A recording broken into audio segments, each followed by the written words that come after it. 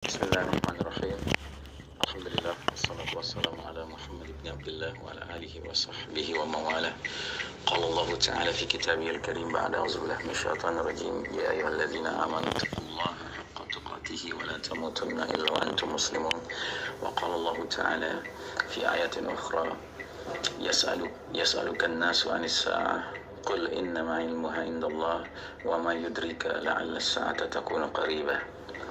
Saudaraku kaum muslimin muslimat, mukminin mukminat rahimakumullah, tampaknya kita selaku hamba Allah harus benar-benar meningkatkan semangat kita untuk taubatan nasuha, semangat kita untuk beriman dan beramal soleh, karena alam sudah semakin memberikan isyarat-isyarat yang menguat bahwasanya tanda-tanda besar,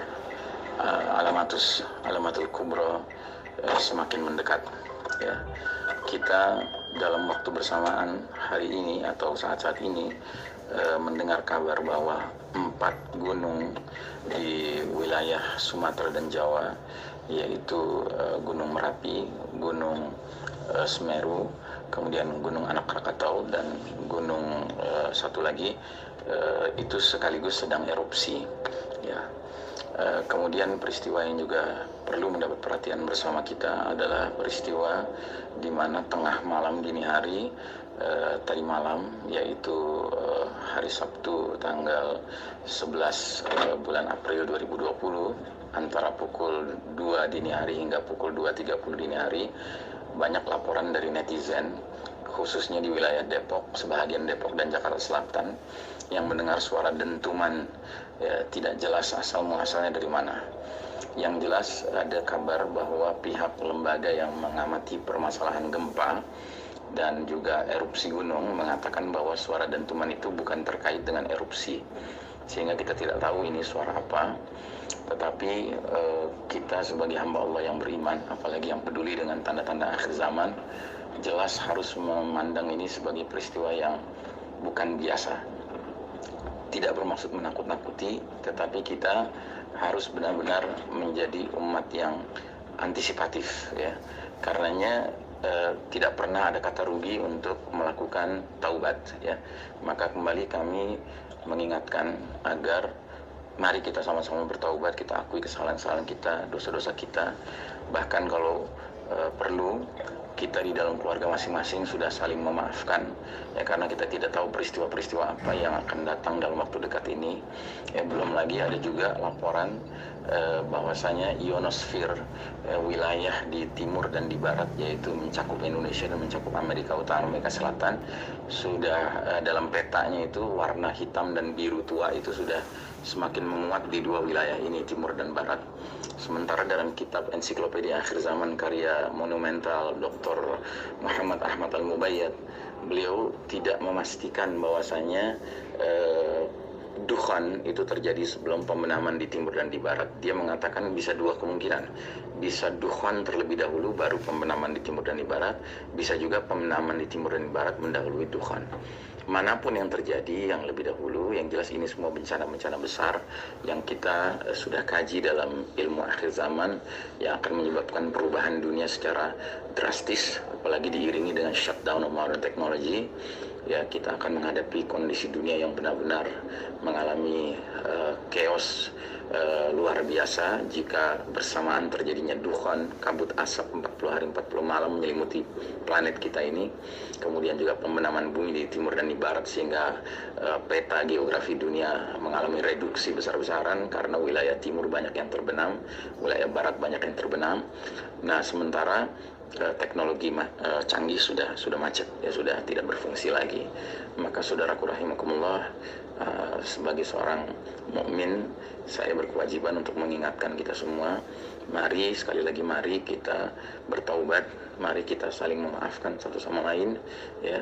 Kita tidak tahu apakah Ramadan ini benar-benar terjadi dukhan, ya, tetapi yang jelas kalau kita kaitkan dengan fenomena sosial, juga sedang dahsyat sekali kondisi dunia hari ini.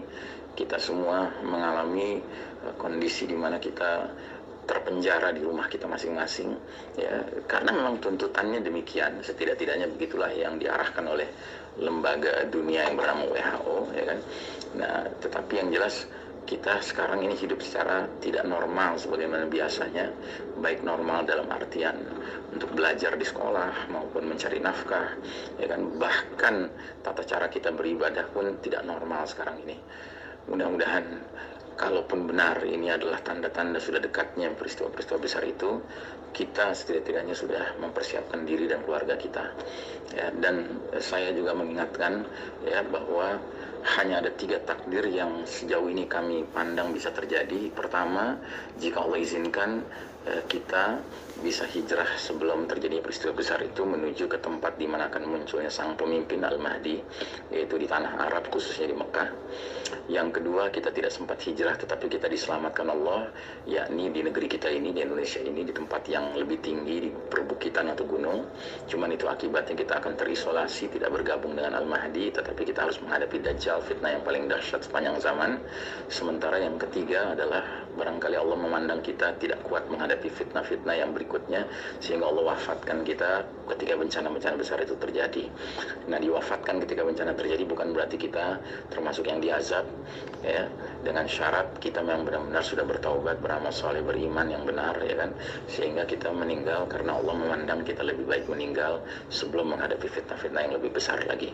Apapun yang Allah takdirkan buat kita, hijrahkah, menghadapi Dajjal kah, atau wafat ketika bencana terjadi, yang paling penting adalah semoga kita semua diberikan Allah izin untuk husnul khatimah, sehingga kita semua yang saling mencinta karena Allah ini dikumpulkan kembali di tempat yang Allah ridhai, Allah rahmati, yaitu jannah, ya, bersama-sama, ya, anak istri kita, keluarga kita, orang tua kita, saudara-saudara kita, ya. Demikian barangkali saya, Iksan Tanjung, menyampaikan pesan ini, ya.